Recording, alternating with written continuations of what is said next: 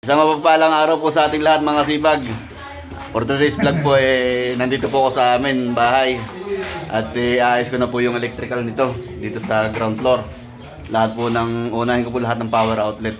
Para po pag nakabangan na yung mga pipe makapag-flooring at makapag-finish ng sahig. Sina Pinsang Ronald. Yan mga sipag, go go go! Mga sipag, mabutit nakahiram ako ng chipping gun sa kumpare ko. Kay paring Javier Gamboa ng Infanta Quezon. Shoutout sa paring Ipok. Ayan, ang aking kumparing electrician din po mga kasipag. Complete ng gamit siya ito, shipping gun. Bali, kaya naisipang manghiram sa kanya mga kasipag, mapapabilis po yung aking pagsisinsil. Pag mano-mano, medyo tatagal. Ikatlong araw lang po ako sa amin mga kasipag, kaya ginamitan ko na ng power tools. Kapalan na ako.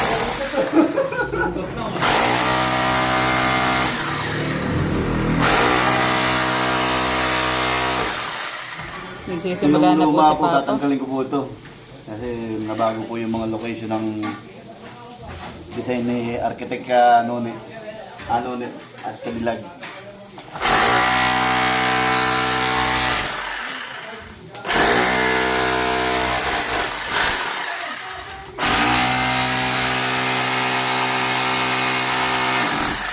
May pera mo akong salamin ha, gagil. Ay, ito sa bag ko, meron akong salamin. Oh, assistant.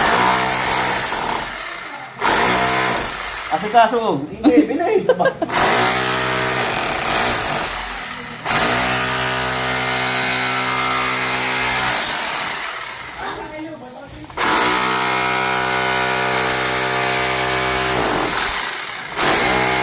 Mga kakiban, ganito ako nung nasa Faces Electrical Contractor. Shoutout nga pala sa mga naging tropa ko dyan sa Faces, sa Mega Wide.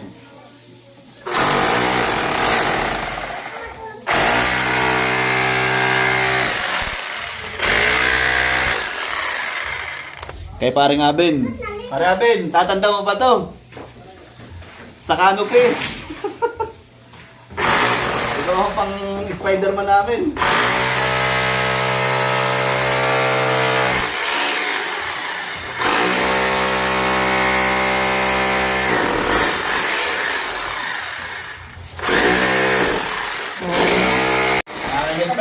Ayun. Ano foreman, electrical foreman? Hindi tama itong ginagawa ko. Baka mapuwit ha. Pinapanood ko. Kasipag. Salamin muna tayo mga kasipag. Safety first mga kasipag.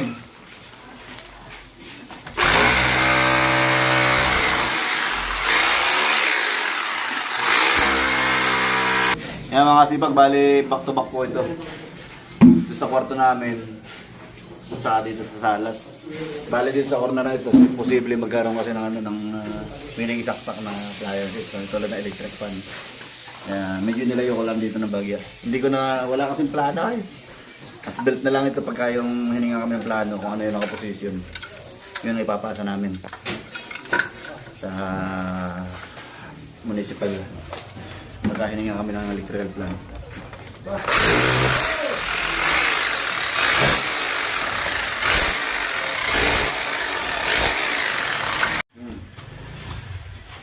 Ayan mga kasipag, dito ko ipipisto yung isang power outlet saka yung cable outlet namin para sa TV. Ito naman sa kabila yung isang power outlet din para saka sa internet ng mga kasipag. Bali, 4 na utility box sa mga pa-mount dito. Ayos mga kasipag.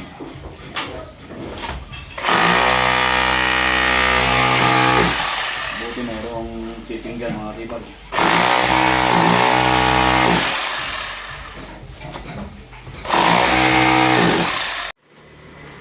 Ayan mga kasipag, dito na po ako sa isang side, sa isang power outlet, tapos din sa internet. Kailangan yung internet kasi lagi meron din power supply. Nabukod. Yung cable, doon naman yung cable. Kaya malaking bagay po ito mga kasipag, itong chipping gun ni parang Javier. Yung buwa, yung parang electrician din. Ganda. Tapos ang brand niya ay Inco. Kaya pag babalik ko pang kontrata, kailangan sabyahin ko rin ito.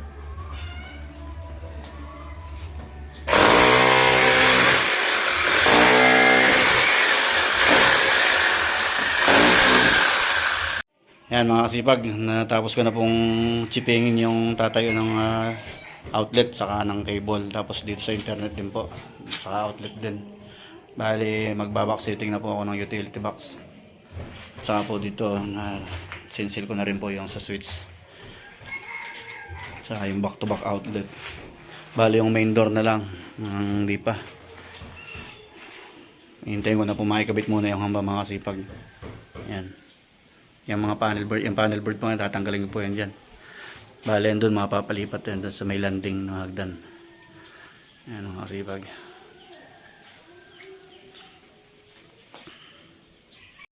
Mga kasipag, bali po magpapiping na po ako. Natapos ko na po yung mga box, yung utility box. Tutuloy ko na po yung mga piping. Tapos after nito wiring na mga kasipag.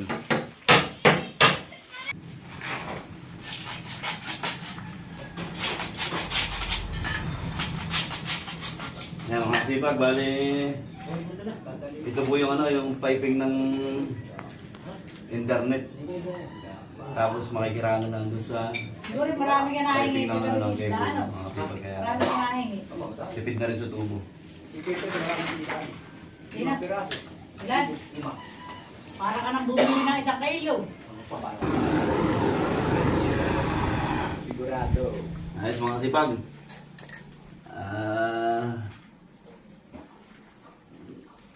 Naalala ko tuloy yung aking mga nakaraan Yeah. sa electrical. Naalala ko pinsan yung nung tayo sa Pampanga. Ano eh? Hindi. Yung tayo sa Pampanga.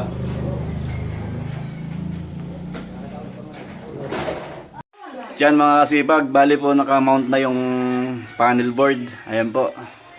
Tapos lahat po ng ano rito, yan, ano na rin po yung mga utility box.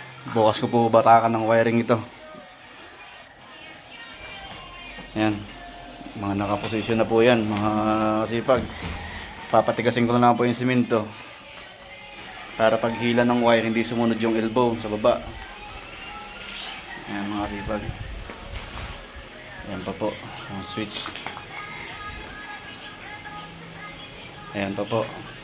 Tapos dun sa loob, bali wiring na lang po ako bukas nito mga kasipag. Ayan, seal din po yan.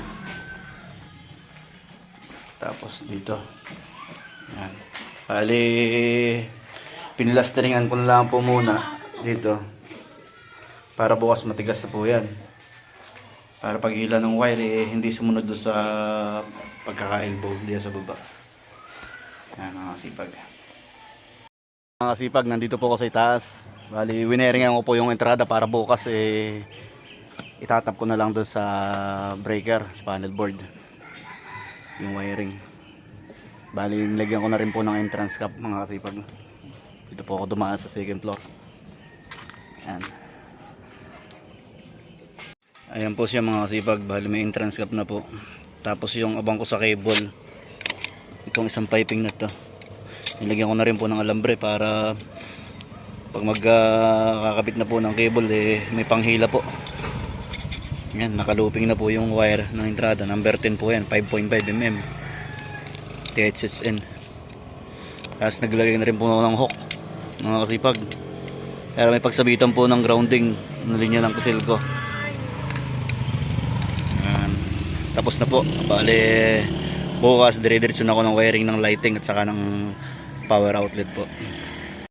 At yan mga kasipag, hanggang dito na lamang po ang aking videos. Sana po ay nag-enjoy kayo sa panonood. At sana rin po ay patuloy nyo suportahan ang aking YouTube channel. Ako si Kasipag Vlog. Maraming salamat po sa support. Hanggang dito na lang po. Ingat po lagi. God bless. Bye-bye po.